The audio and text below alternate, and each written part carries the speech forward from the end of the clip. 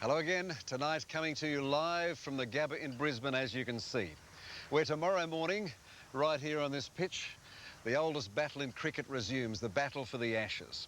Australia is hot favourites at the moment, some already writing off the Poms. We'll find out how they feel about that just a little bit later. We'll also catch up with Jimmy Barnes and those legends of Australian rock, Chisel, on the comeback trail, their first live concert in 15 years. But first, mobile phones. 1 in 3 Australians now has one of these things. But did you ever stop to think that thieves are just as interested in these phones as they are in your wallet? Mobile phone theft has jumped by 50% in 2 years, and some victims have had bills worth thousands of dollars run up on their accounts. As Howard Gibbs reports, even people who don't own a mobile have been stung by phone fraud.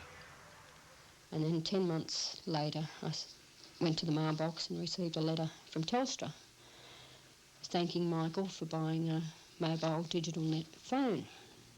Which came as a big shock to me because he'd been dead for 10 months. I mean, as the family said, we wish he'd have bought a phone. Mum, I love you. Deirdre Pollock's son Michael took his own life in October last year. But after his family put a memorial message in the local paper, someone bought a mobile in his name, even using his address. So I rang Telstra and I said, what's happening? I said, I can't understand why you would send me this letter. And at first they didn't want to answer me because they said, you're only his mother. We'd like to talk to him. And I said, well, that's a little bit hard to talk to him. I said, considering he died in October last year. And they just said, leave it with them, disregard the letter, rip it up. Don't worry about it anymore. I would not hear another thing from them. False subscriptions for mobile phones are becoming more common, along with mobile phone theft. But phone companies are not keeping pace with the consequences. Despite assurances from Telstra, Deirdre was charged for calls made from the mobile taken out in her dead son's name. And even after repeated and painful calls explaining the fraud, recently she received a letter demanding Michael pay his overdue account. They've never made a phone call to me to say they were sorry about what's happened. So my feelings with Telstra at the moment are very poor. It's so small, so useful and so expensive, especially when it goes walkabout. And we're told that's a massive problem. I think that you look at the thing in terms of theft of mobile phones, and my estimate is that there's between 70,000 and 80,000 phones, mobile phones, stolen in Australia each year. Greg McInnes is a partner in the legal firm McInnes Pint, which specialises in telecommunications. The problem is that when these phones are stolen, either you will have the thieves running up phone bills, or they take out other phone connections using these phones, and so you have two kinds of problem with fraud. As we've heard, Deirdre Pollock suffers from the second type, subscription fraud, while small businessman Brian Smith found out the hard way about the first, theft. They broke into my van, they stole my mobile phone, and when I went to go back to work after the weekend, I couldn't find my phone, thought I'd misplaced it. I rang Telstra to ask for a message bank to be downloaded and discovered that there was a couple of $1,000 worth of calls being made on my phone, and put a block on it. And by the end of the week it had got up to $18,500 because they had to download them from the sex industry overseas. Were they all calls to sex lines? Yes, they were. Brian was told by Telstra and by the Telecommunications Ombudsman that he had to pay the bill. Only after his local MP stepped in did Telstra agree to absorb the cost. But Brian's still angry and he wants to warn others. I mean, most people out there, I am sure, don't know that their phone has the capacity to ring the sex industry at $4.95 a minute. You could get a bill like I've got for $18,500. It's simple. The ability is there for Telstra to put a bar on. What about the argument that that should be an opt-in system rather than an opt-out system with international and 0055 numbers?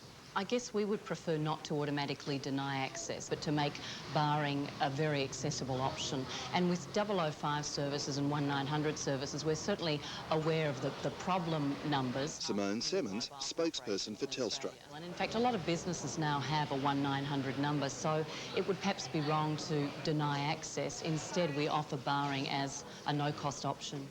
Well, what if there was a way of stopping the thieves dead in their tracks? Guess what? There is. It's possible within the system itself for these phones to be traced. It would make a digital phone very unattractive if a thief knew that either he couldn't use the phone and so therefore it would be unsaleable, or worse, he could be traced right down to the area where he's making the call from and have a knock on his door. You can track a phone. Technically, you can do it, but it's actually a complex search because of the way in which the data is stored and sent, and it's also very costly. If someone was prepared to pay the money, you wouldn't track it for them, would you? It's really very, very difficult to do. In a sense, the system is against the thing being fixed. It's not that the networks don't have the incentive or don't have the mind to try to help the consumer, but there is no commercial imperative on them to do so at this moment. Most mobile phones sold these days have at least one level of security through a password. The best advice, use it. Howard Gibbs with that warning to every mobile phone user. And next, why this place is a sellout tomorrow, the first day of the Ashes battle. Can the Poms stand the heat? Don't feel sympathy for them. They've only been down for 11 years. You know, we've been through longer slumps than that. This programme proudly brought to you by the Nissan Maxima GV.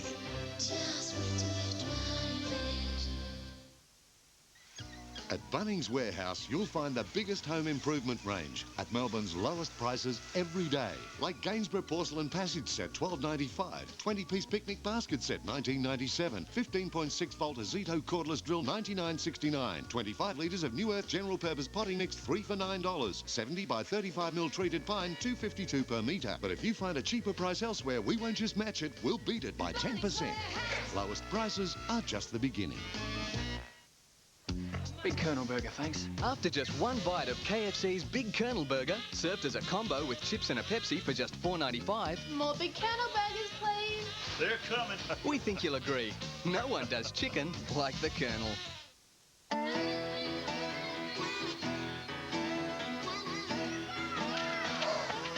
If your child missed out on the one-off Australia-wide primary school measles vaccination campaign, you can still get their second measles vaccination from your doctor or health clinic.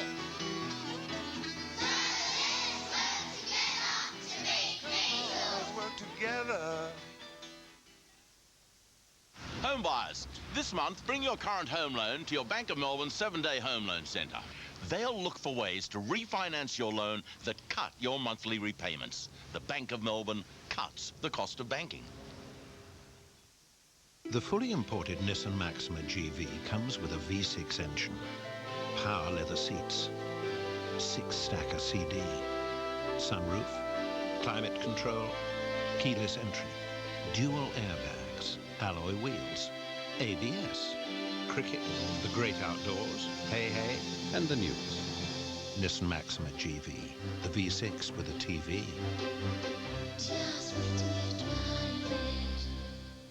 Could a cop with a conscience? Jack Lowry's not going to jail, Anne-Marie, unless you do something to gum up the works. Bring about the downfall of a friend? I'm not letting Jack put himself in jail. It's my ass on the line. The Emmy Award-winning Brooklyn South, 9:30 tonight on 9. Welcome back, Australia, live to the Gabba. Well, it's on again tomorrow, that war that they call the Ashes, because an Ashes series is more than just cricket. It's the ultimate battle with the age-old sporting enemy. Will the Poms be the easy beats that they've been over the past decade?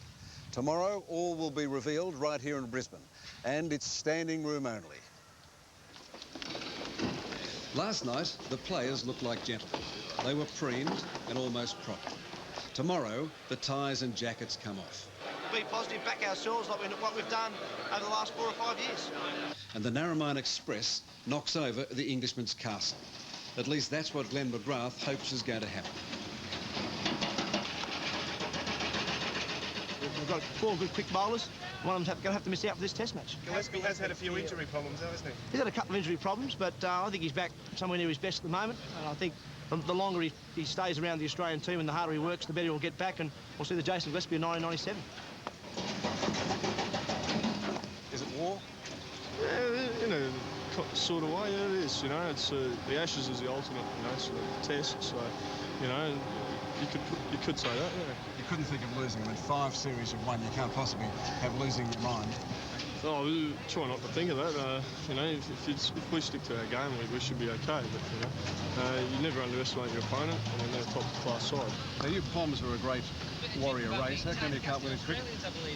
We haven't won a lot recently. I mean, obviously we've had a good summer against South Africa, and we're taking a great deal of encouragement from that. But no, our record against Australia recently hasn't been that good.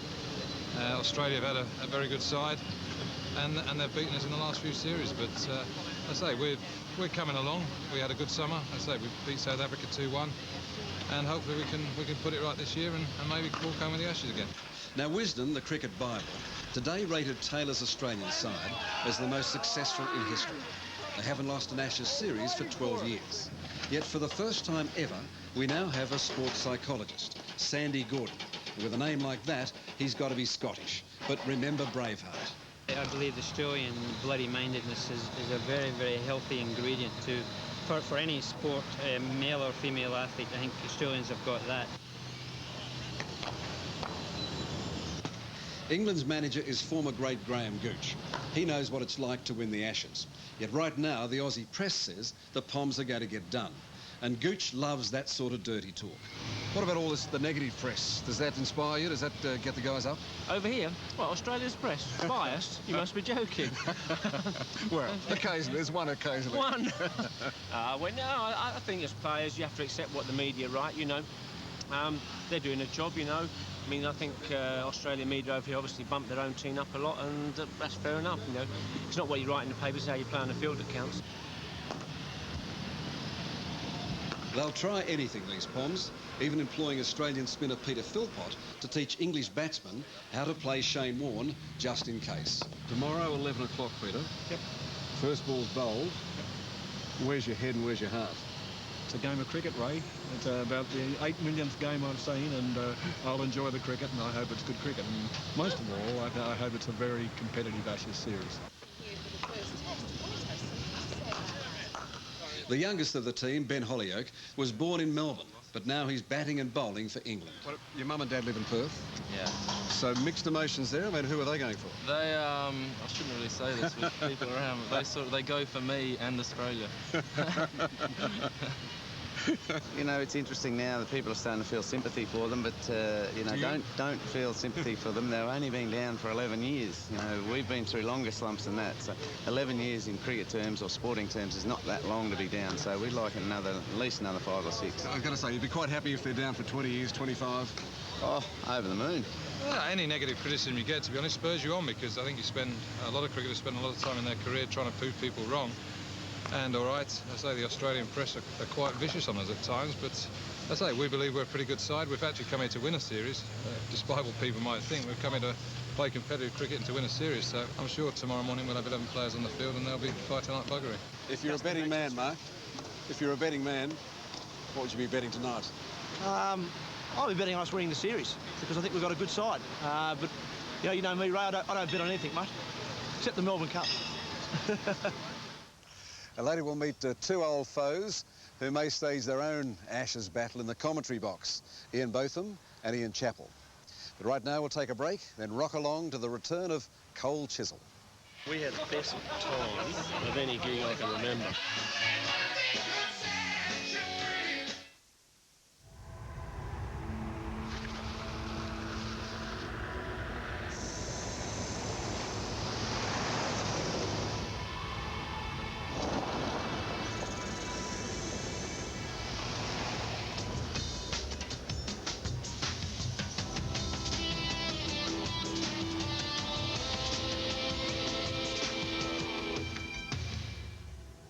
Just wait till you try. The last thing I feel like is aerobics. Look at her. She's all pumped up. I can't disappoint her. She's my best friend. I can be honest with her. Actually, I don't feel like going to aerobics. Oh, what a relief. At least I've had my Sorolla today. Sorolla Muesli. Be good to your body, at least once a day.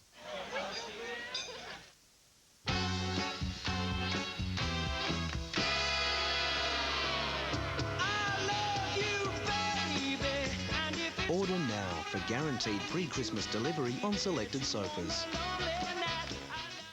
I'm looking for a 96 white sedan. 96? Well, according to the Herald Sun, you should check out the 95 models. Same features and all, but you stand If you're looking for a car, you can't afford to miss Friday's Cars Guide. In your classifieds, Herald Sun Classifieds. This week at Coles, you'll get the best market fresh food at low market prices during the Coles Fresh Food Sale. Get Savings Porterhouse steak, just $5.99 a kilo. Save $4 a kilo. Farmland New Season's legs of lamb, $3.99 a kilo. Save $2 a kilo. And fresh juicy mangoes, only $1.85 each. Plus, spend $20 or more in our meat department and collect 200 bonus Flybuys points. This week at Coles. Don't wait any longer for a Nissan Patrol, because Nissan have extended their Access Prestige lease offer with a low interest rate of just 6.25%. And Nissan guarantees the future value of your Patrol when the lease is up. Friday night at the movies. His confession was coerced. Enter a world full of hate where truth and justice are blind. Sean Connery and Lawrence Fishburne. An electrifying thriller. There's no one beyond my reach. Did you kill him? Just Cause, 8:30 Friday on 9. Welcome back to Brisbane. Now a blast from the past. Back in the 80s, a night out on the town often meant being crammed in a smoke-filled pub watching some of the great Aussie bands perform. At the very top of the circuit was Chisel. Some would say the quintessential Aussie rock band with a stream of hit songs. Then in 1983, they called it a day, much to the disappointment of their fans. Well, guess what? They're back, and they're heading your way. Scott Bevan caught up with the band for this exclusive first night performance. How scary is it to put a legend on the line? Oh, listen, I think, you know, it deserves to be on the line, you know. I mean, a rock and roll band, any band that's a legendary rock and roll band should be up playing live or dead.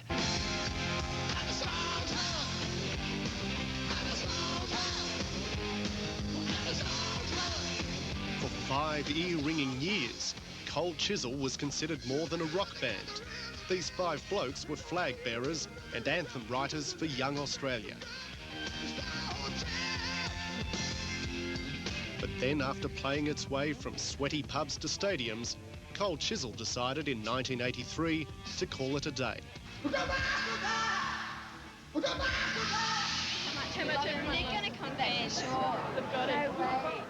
The band, though, saw it differently, calling that 1983 tour the Last Stand.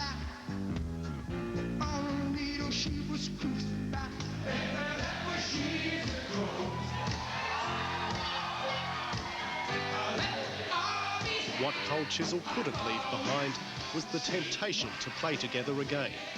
After 2 years of talking, the band has reformed, recorded a new album, The Last Wave of Summer, and now they're getting back to where Jimmy Barnes and his 4 mates in Melody feel they belong, on the big stage. The good thing about being back in this band is we came back, all of us came back with the same attitude as if it didn't work or if we didn't feel comfortable or if we didn't think it worked, you know, well enough to suit us, they could walk at any time. No one's walking at the moment. Rather, Chisel is flying. Bound for Bathurst, for the band's first major concert in 15 years. So many music fashions have come and gone, but this gathering at the airport makes it clear that in their devotion to Chisel, some things never change. We're going to be going for it tonight. Oh my God. I'm never going to wash these jeans again. And drummer Steve Presswich is grateful that in the Chisel heartland, the beat goes on. It's kind of like more of the same, isn't it? There's been a long gap between, but it certainly doesn't seem unusual or strange. It's quite amazing, really.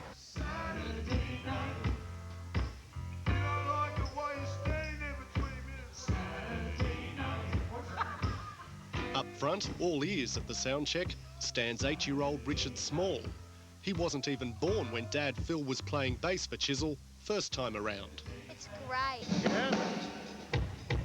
Is it hard to imagine your dad being a rock and roll star? Yeah, certainly is. I can't believe my dad's in a band. Now you'd think for the first show back there'd be more tension in the band than what's on Ian Moss's strings. Not so, Mossy reckons. Daunting? No, not really. No, it's, I'm just looking forward to it, just itching to get going. We haven't over-rehearsed it. We haven't sort of made it slick and, you know, sort of, it's not the big, you know, American comeback, you know, it's just get out and have some fun, and that's what we came out to do in the first place, you know. Before the gig, Mossy and Phil Small spent an hour roaring around Mount Panorama in the lead up to another ear-shattering event. What's scarier, being in front of thousands of people on stage or doing a lap at Mount Panorama? Definitely doing a lap at Mount Panorama, I can tell you that. I'll stick to guitar playing, thanks. Back at the concert ground, fans are rolling up with long memories and high expectations. Really, they bring people together. Their music is about what Australians are all about. It's about us. It's about our life. Barnsy's a legend. They're old and they're still around. They're old. Well, older. Older maybe, but not any quieter. Heaps of butterflies, you know, a bit nervy. But perhaps a little tame. Thanks, Bill. You enjoy yourself, eh? Don't dance too much. Icon bands called Chisel.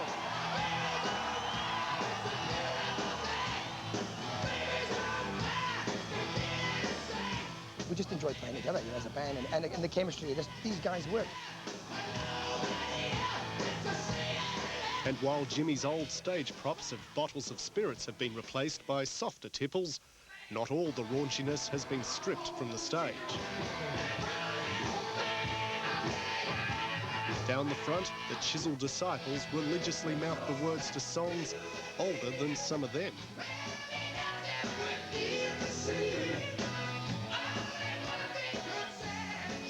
Some of these fans have been waiting 15 years to do that chant, to recount the soundtrack of their youth. For others, it's the first time to see Chisel live, to see what the rock legend is all about. But all of them would reckon that what they're seeing and hearing very loudly is history in the making.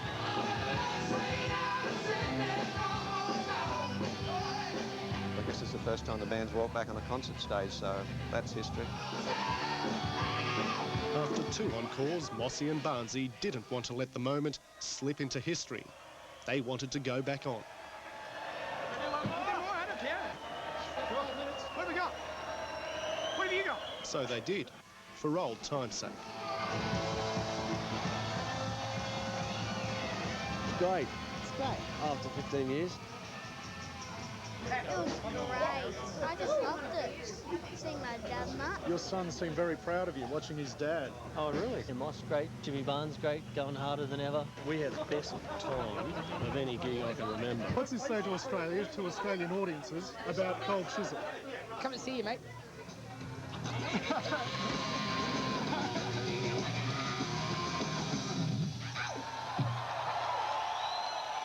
Scott Bevan having some fun there with Barnsey and the Chisel. And coming up, as the covers go on this sacred pitch, a couple of cricket's fiercest competitors who may need their own umpire in the commentary box. That's next.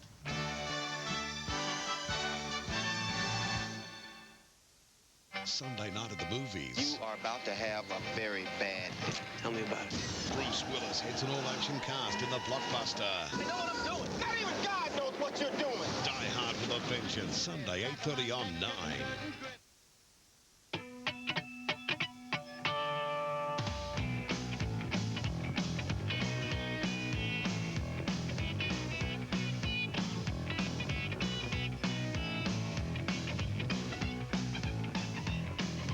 Whatever you're doing, wherever you're going, whatever you need, Kmart wants you to have a great Christmas.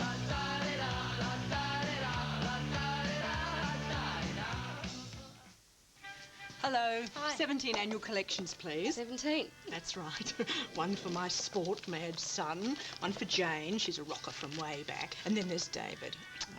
I give him a copy every Christmas. This year's annual collection of Australian stamps has something for everyone, from sports fans and nature lovers to gardeners and historians. It's a gift to treasure at just $52.95. Booklet of Christmas stamps, please, and 12 of those annual collections. If you have a need for speed, to feel the wind in your face or reach for the stars, don't miss Big Boys Toys at the Melbourne Exhibition Centre this weekend. 12,000 square metres of sensational products. Over 150 companies step into an arena of dreams for 3 days only. Awesome cars, aircraft and helicopters, bikes, boats, personal watercraft, and a mass display creating the ultimate wish list at Australia's hottest exhibition. Big Boys Toys, Melbourne Exhibition Centre this weekend, presented by Triple M. When you're feeling like a little lift, there's a taste you can't resist. Just let your Lipton permeate, and in no time you feel great. Once that great taste hits your lips, you'll feel it spread down to your hips. Your body will adore that fresh flavor, which only comes from Lipton Jiggler. That Jiggler feeling, that Lipton taste. Need to get ready for Christmas? Well, at Kmart, there's Dickies queen-size bath towels for only $11.95 each, and Huntingdale fitted sheets for just $22.95 a set. Whatever you're doing this Christmas, Kmart has just what you need. Tonight, the Master Showdown continues. 4 of Sale's history makers will be vying for the chance to take on the Master. Sale is next. Welcome back live to the Gabba in Brisbane, and now to one of our stories tomorrow night, arthritis, the crippling condition that affects a staggering 50% of Australians before they reach the age of 60. Well, a little South Australian company reckons it has an answer, not a cure, but a treatment that is giving sufferers a new lease of life. But suddenly, you know, I could move my fingers, my joints didn't hurt anymore. After 2 or 3 weeks, I wasn't getting woken up in the middle of the night, and it was starting to feel just more relief than anything. You don't get any side effects at all. So it's a total natural arthritic treatment. Without it, what would your chances be of playing sport at any level without pain? None. No, I wouldn't be able to play. Wouldn't be able to play at all. Your arthritis is no longer a handicap. Well, certainly not in my hands, no, or my feet. Tara Brown with that story for you tomorrow night from Adelaide. And our final word on tomorrow's first test right here in Brisbane from 2 cricket legends, captains both, and 2 men who would never take a backward step, Ian Chappell and Ian Botham. Now, they had a famous or infamous clash years ago, and relations since then haven't been exactly friendly. But they'll be together in the commentary box for this Ashes series tomorrow afternoon. Should be interesting. This afternoon, we got them together. Ian, I saw you in whites a little while ago. You secret weapon, are you padded up just in case they need you tomorrow? It was an interesting, strange feeling. There's a few guys, I think, put them on and thought, what am I doing? Or the body thought, what are you doing? You don't think they'll need you tomorrow? Mate, I think my days were good fun, but they're long gone. Now, you're in the last English side to win the Ashes in 86-87. How can they turn it round? Well, I think if you go out there with the attitude that you've got a chance, I think that's half the problem. There's been so much written about how... And Australia are the best side in the world currently at the moment. So England know that they're up against it, that this side's been together for about 12 months now, and who knows, you know, come off a win in at home to South Africa, confidence is up, anything's possible, 2-horse race. Ian, can they do it?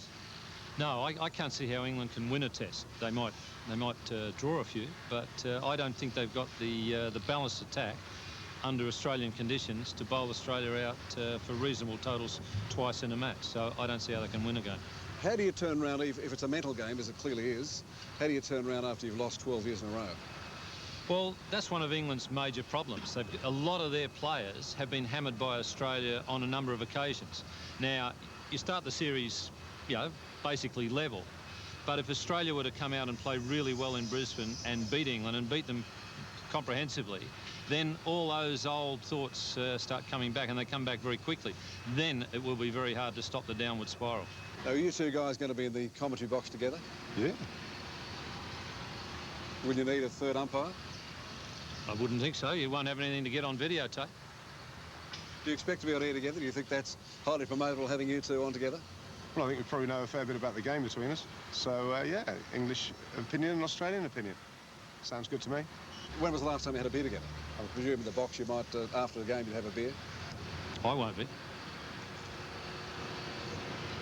Might have a glass of wine.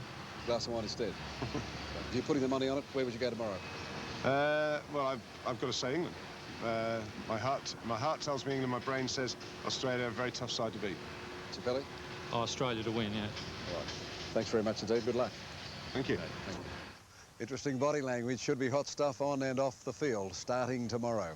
Thank you for your company tonight. As Richie Benno might say, for now it's goodbye from the Gabba.